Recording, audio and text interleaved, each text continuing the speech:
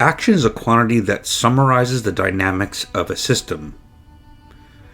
Mathematically, the action S is defined as the integral of a quantity called the Lagrangian, L, over time or spacetime, given by S equals the integral L dt.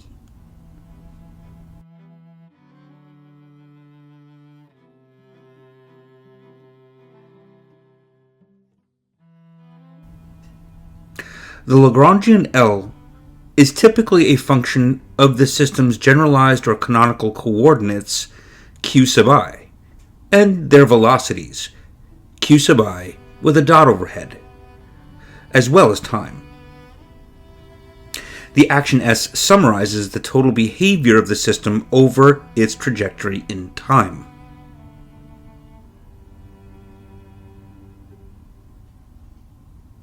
The principle of least action, or stationary action.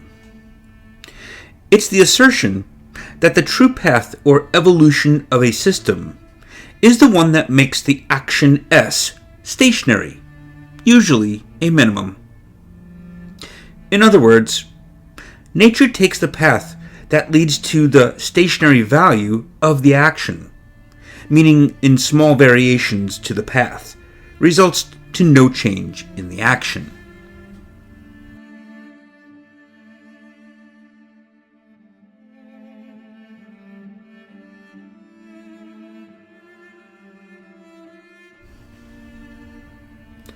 Mathematically, we express this principle as delta S equals 0.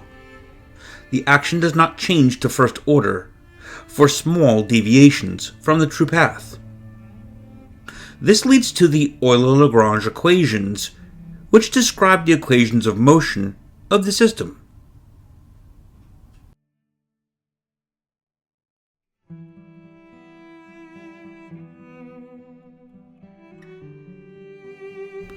The Lagrangian L is typically the difference between the kinetic energy T and the potential energy V of the system.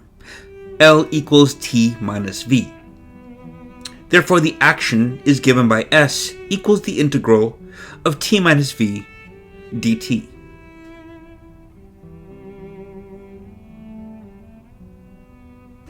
From the principle of least action, we can derive the Euler-Lagrange equations, which govern the motion of the system, and these equations are obtained requiring that the action be stationary with respect to the variations of the generalized coordinates qi.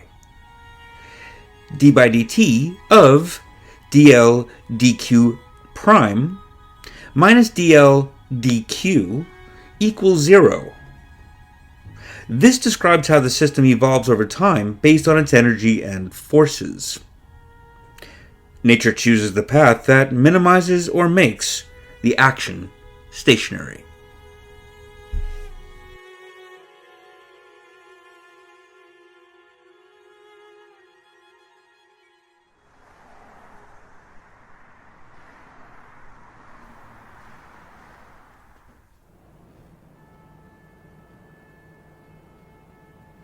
Types of action principles.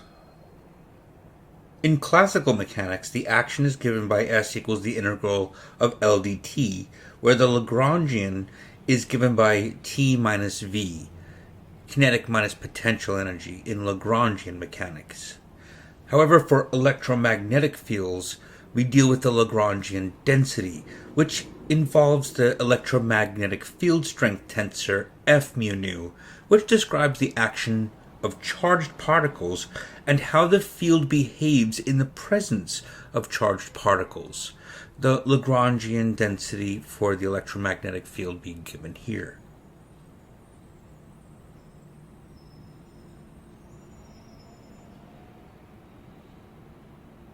Now, for a quantum mechanical action, otherwise known as the path integral formulation, Richard Feynman developed the path integral formulation, which extends the action principle.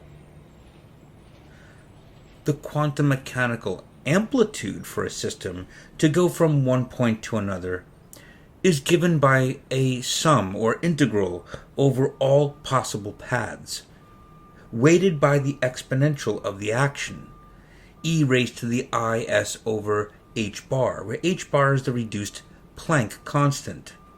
And this allows one to compute probabilities for different outcomes. And this is by considering a sum over histories.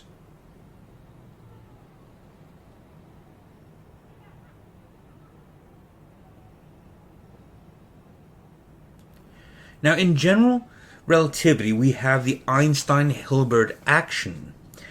The action principle, when applied to the gravitational field, is called the Einstein-Hilbert action. It is an integral over space-time that involves the Ricci scalar r, which is the total curvature, and encodes the curvature of the space-time. The action principle states that the behavior of a physical system is determined by the path that makes the action stationary, typically a minimum or some kind of saddle point. Again, when it is subjected to small variations in the path.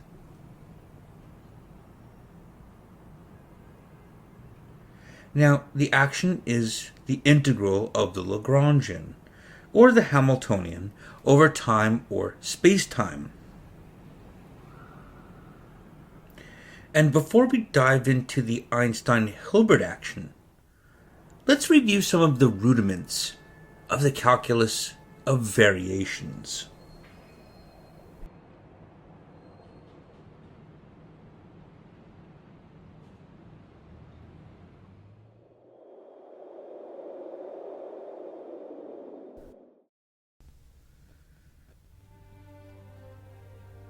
The calculus of variations. The calculus of variations is all about maxima and minima, or extrema. And for a continuous function f of x to have an extremum, at a certain point x naught, it is necessary that its first derivative be equal to 0, that is df dx vanishes at x naught. A necessary condition for a continuous function of two variables, x and y, to have an extremum at some point xy naught is that the partial derivatives of this function with respect to each variable at that point also vanish.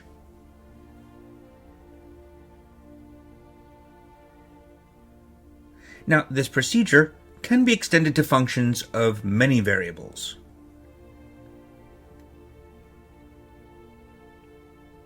And for the n-dimensional case, we have it here.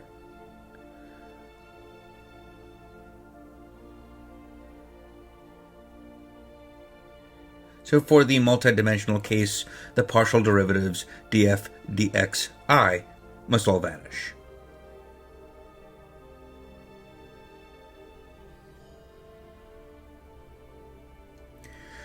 Next, we consider the following definite integral. J is equal to the integral from x1 to x2 of capital F, which is a function of y, y prime, and x, y prime being a derivative with respect to x. Capital F is called a functional, or a function of a function, and the function within it is the function y of x. The fundamental problem in the calculus of variations is that of finding a function y of x such that the functional integral j is stationary, that is, an extremum. Again, that's for small variations in the path y of x.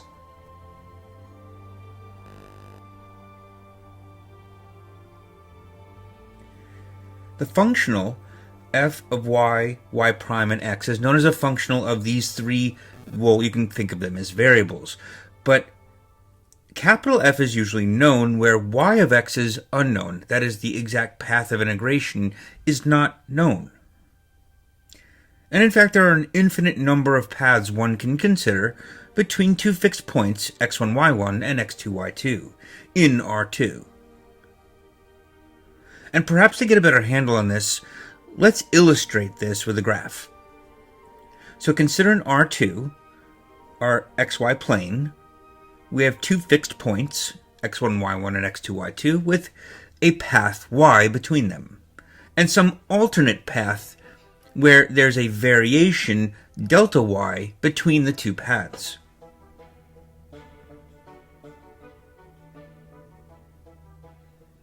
To reduce the problem to one that we can handle with ordinary calculus, we will write y of x with a parameter alpha.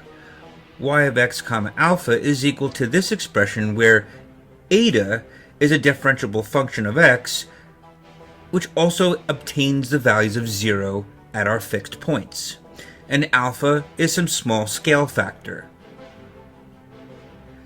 Y of x comma 0 is the unknown path that will result in the maximum or minimum of j.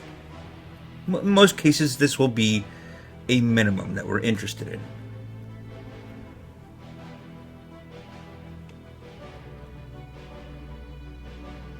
So the procedure is this. The function y of x comma alpha describes a neighboring path where the variation is equal to alpha times this eta function.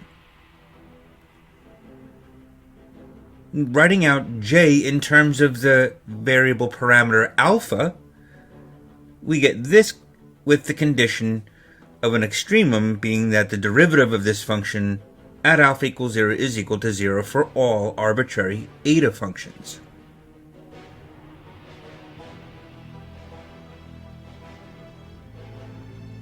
Now, upon differentiating j of alpha with respect to alpha, we differentiate under the sign of integration with respect to alpha, and we get a series of partial derivatives, some with respect to y and some with respect to y prime. Now we note that the partial derivative with respect to alpha of y of x comma alpha is eta of x, and y prime with respect to alpha is the derivative of eta with respect to x. Therefore, we get the derivative of j with respect to alpha with replacement equal to this expression in terms of our eta function. And using a little integration by parts, we can evaluate this part of the integral.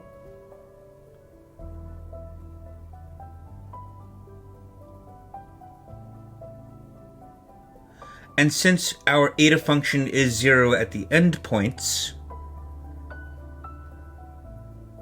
we get this, which for an arbitrary eta allows us to extract what are known as the Euler-Lagrange equations. dfy minus d by dx df dy prime equals 0.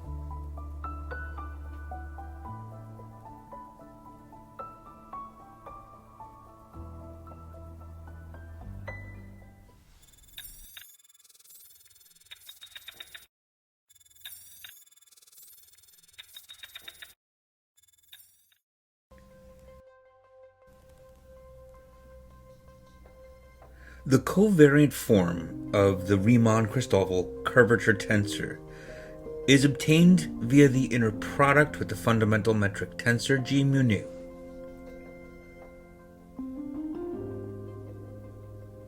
Now recall contracting this tensor with respect to indices mu and beta, which are the first and fourth indices, we obtain what's called the Ricci tensor. And in terms of the Christoffel symbols, the Ricci tensor can be written out formally like this.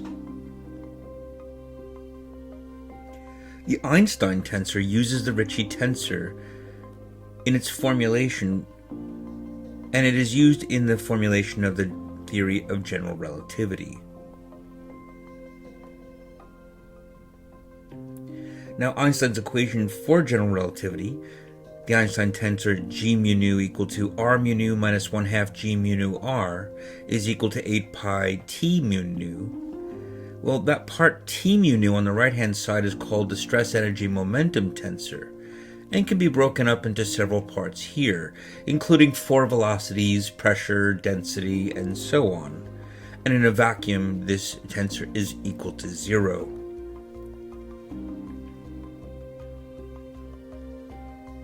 Now, the Einstein tensor has a constant times this tensor t mu nu, capital G being the gravitational constant and c being the speed of light. Now, if we explicitly write out the elements of the stress tensor t mu nu, we can analyze all of the components.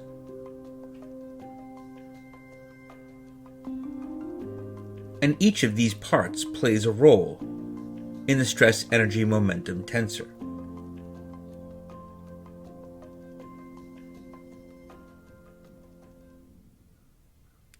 So let's take it apart.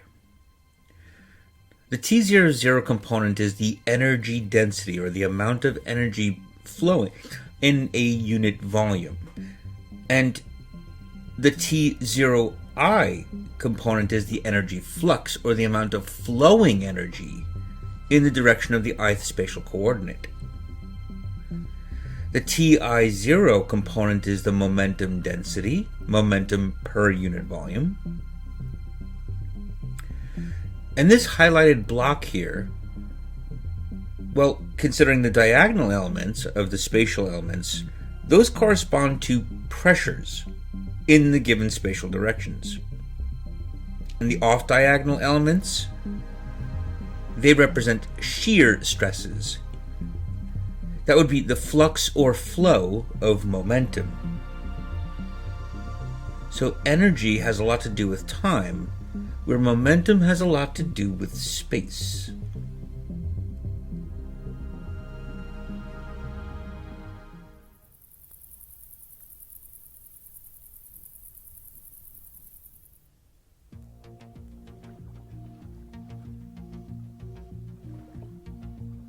The geometric nature of Einstein's equations. The left-hand side of the Einstein tensor involves the curvature of spacetime, which depends on the metric tensor g mu nu and its derivatives. This describes how spacetime is curved in the presence of mass and energy. The right-hand side involves the stress energy tensor T mu nu, which represents the energy density, joules per cubic meter or kilograms per meter cubed. And for dimensional consistency, both sides of the equation must have the same physical units.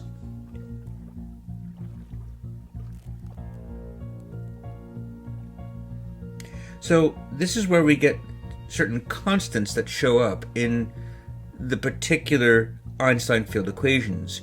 The constant g has units of meters cubed per kilogram second squared, and that determines the strength of gravitational interactions, whereas the speed of light has units of meters per second, relating to how spacetime itself is influenced by matter and energy.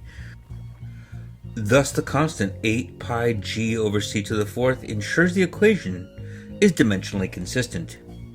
8 pi helps standardize the form of the equations.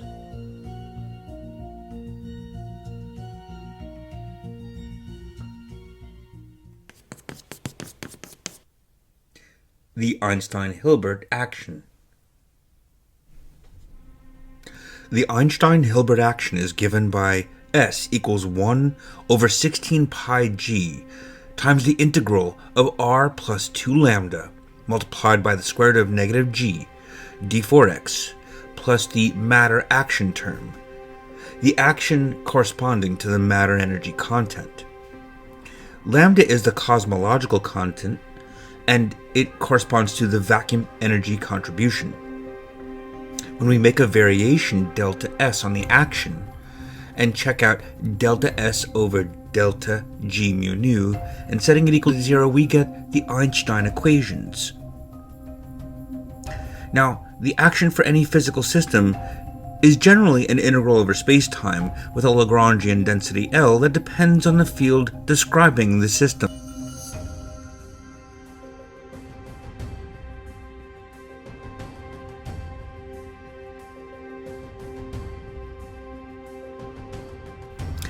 In general relativity, these fields are described by the metric tensor g mu nu, which encodes the geometry of the spacetime. The action S equal to the integral of the Lagrangian density times the square root of negative g d4x, where the square root of negative g ensures the correct volume element.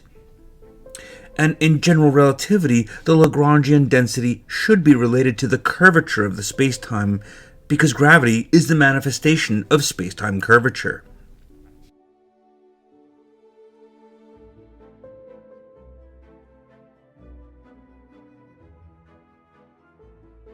Now, the simplest way to capture the curvature of spacetime is through the Ricci scalar, r, which is a scalar quantity derived from the Ricci curvature tensor r mu nu. Thus, the Lagrangian density for the gravitational field is taken to be proportional to the Ricci scalar, so L is equal to 1 over 2 kappa times r, where kappa is a constant related to Newton's gravity constant.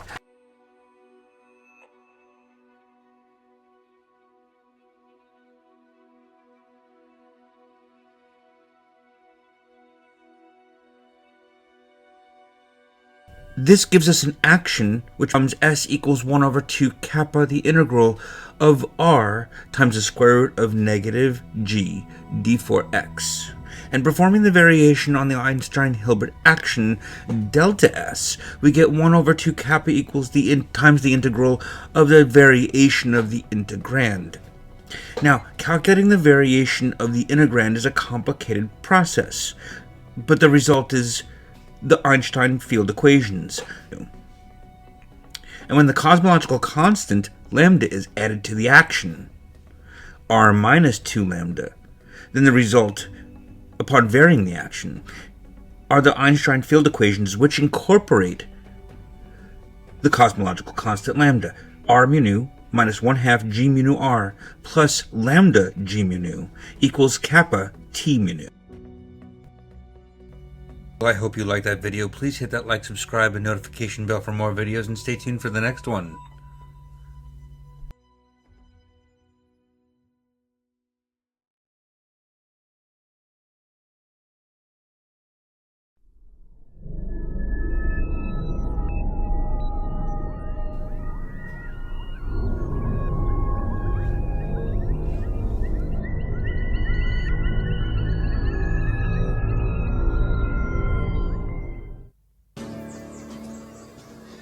Professor Hilbert.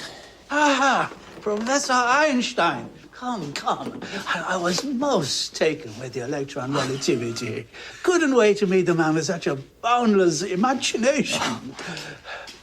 These are calculations for relativity. Well, I should hope you would recognize your own quagmire.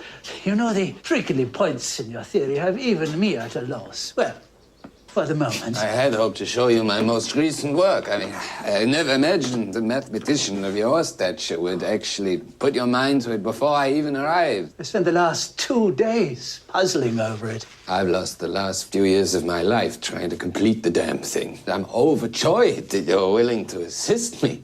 Assist you? That would be fun, but that would take far too long. No, I can solve this much more quickly on my own. On your own? Professor Einstein, physics is far too complicated to be left to physicists.